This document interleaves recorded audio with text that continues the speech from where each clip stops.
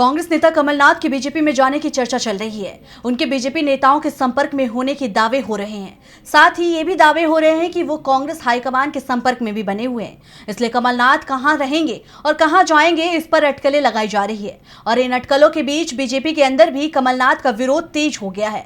तो क्यों बीजेपी में शुरू हुआ कमलनाथ का विरोध, देखिए ये रिपोर्ट। कांग्रेस में ऐसा कौन सा पद है जो कमलनाथ को नहीं मिला? कमलनाथ की ऐसी कौन सी मांग थी जिसे कांग्रेस ने पूरा नहीं किया? 15 साल तक केंद्र में मंत्री बनाए रखा, 6 साल कांग्रेस के प्रदेश अध्यक्ष रहे, सोनिया गांधी ने कांग्रेस का राष्ट्रीय महासचिव बनाया, 9 बार सांसद बनाया, 2 बार विधायक रहे, कांग्रेस की एमपी में सरकार बनी तो सीएम भी बनाया गया।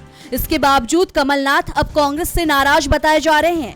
हाईकमान ने उनकी नाराजगी दूर करने की कोशिश भी की है, लेकिन अब कमलनाथ जो कुछ मांग रहे हैं वो कांग्रेस के लिए देना संभव नहीं दिख रहा है और उनके बीजेपी में जाने की चर्चाएं चल रही है।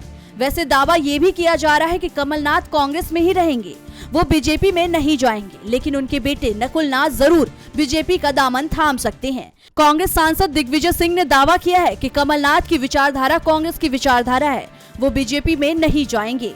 साथ ही दिग्विजय ने ये भी कहा कि कमलनाथ पर ईडी, आईटी और सीबीआई का दबाव है।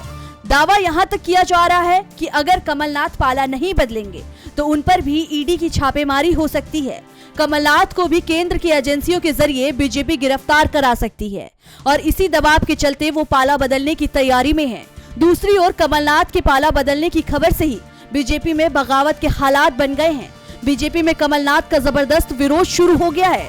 बीजेपी नेता तेजिंदर बग्गा ने साफ कह दिया है कि कमलनाथ बीजेपी में शामिल नहीं होंगे, पार्टी उन्हें नहीं लेगी। कमलनाथ पर 1984 के सांप्रदायिक टकराव का आरोप है और सिख समाज कमलनाथ को कभी भी माफ नहीं करेगा। साफ है कि कमलनाथ अगर बीजेपी में जाते हैं तो वहां उनके सामने तमाम मुश्किलें खड़ी हो जाएगी। डीबी लाइव की रिपोर्ट।